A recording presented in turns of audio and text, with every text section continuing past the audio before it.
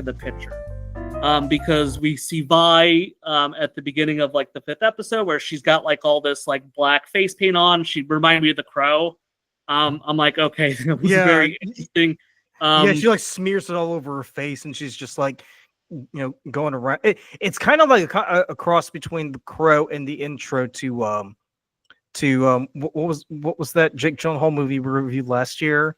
Remember the opening scene where he's just like going to the ring? Roadhouse? Like, Roadhouse, yes. You're going around just like getting it. That's what it reminded me of. It was like, it's true. I was like, okay, so she looks at the Crow and she's doing a Jake Gyllenhaal thing where she's just fighting everybody in the ring. Okay, whatever. Yep, yeah. I mean that's when we kind of meet the characters. So we see how down she is after this whole kind of breakup with Caitlyn. I mean, she sees her everywhere. She's like pining for her. Yes, she absolutely is, and I like how, I like how Jinx just kind of shows up and it's just kind of there. Like, there's just no like she's not following her. We just kind of see her, and then all of a sudden it's like, oh, Jinx is here, and we can kind of see where, obviously, I'm sure plenty of mixed emotions between both the characters as they see each other, but Vander's kind of, I think, Xander, is the weak spot for the two characters, because I think no matter what, like they both really respected him and what he did. So by obviously not really believing that Xander's alive, which I mean, who would at that stage? But we see them kind of like go into these mines, and we see Xander ends up attacking the group, and I like how Vi kind of takes over that protective role once again, right? So she's there to protect the people that are around her, kind of showing, I think, that fact that they'll always kind of be sisters. I have to admit, I did find, kind of those scenes to be very heartwarming, right? Because I think deep down, like we have this kind of cathartic idea that we want to see these characters kind of save their relationship. So to see like Vi as this creature, right, is just going after them, to have her just kind of sit there and trust Jinx that this is indeed Vander, and to have it all work out, it definitely made me feel. I felt like a little kid watching something again, right? It was just very heartwarming, if not like maybe a little bit unnecessary, or maybe we haven't reached that spot that they deserve what they're getting, but it still made me feel good to see these characters get together like that. What about you? Did you not get into it, or was there just something about seeing these characters kind of recreate this family dynamic in a very awkward way? Did it make you feel good? I mean, it just got shoehorned into it. Son of a gun, Luka. That's fair. I mean, I'm sorry, but that was a storyline that should have been left in season 1. Like, I don't know why did they decide to bring Vander back as a weird werewolf monster? And 2, I just think it's funny how how he'll have these flashbacks when he sees the characters, and all of a sudden he gets like this, warm and fuzzy kind of character. So I mean, I couldn't take it seriously, to be honest with you. I just thought it was just so ludicrous. Yeah. I mean, not to mention, not to mention the fact too that that this entire time everybody is just going around minding their own business, and they just don't happen to not notice anything about this creature that's roaming around, like potentially kill you at any point.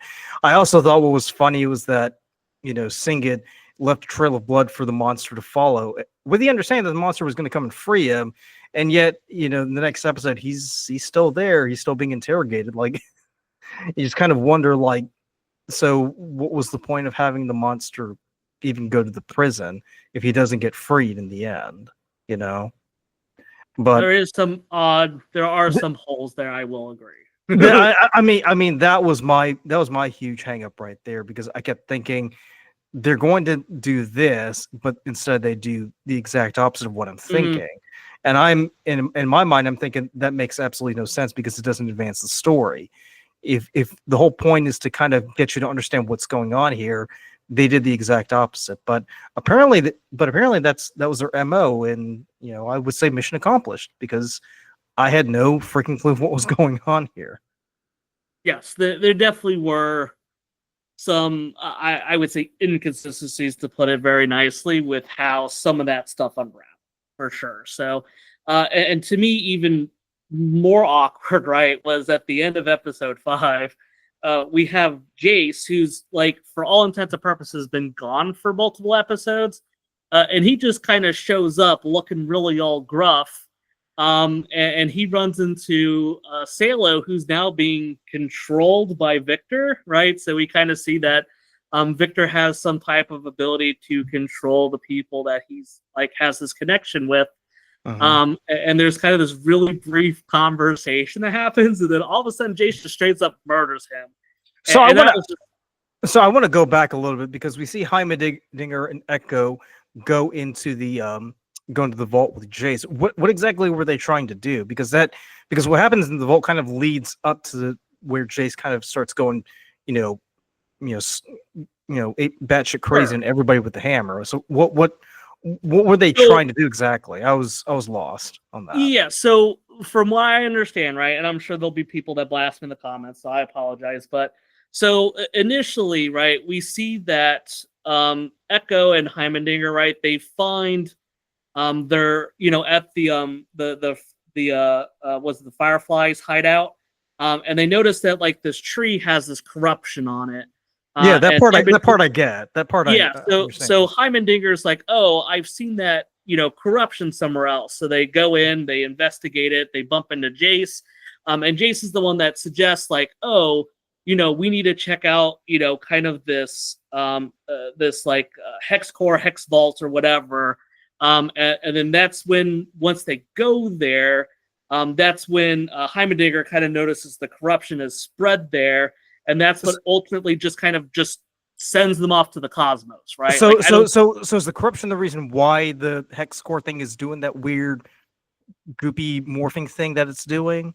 That's my understanding. Yes. So okay. There's some type of corruption that happens, because he mentions like the Arcane, right? And I think this is kind of one of those things where too many thoughts trying to go into this 9 episodes is the fact that you have this thing and it kind of is not controllable, right? Stuff just happens.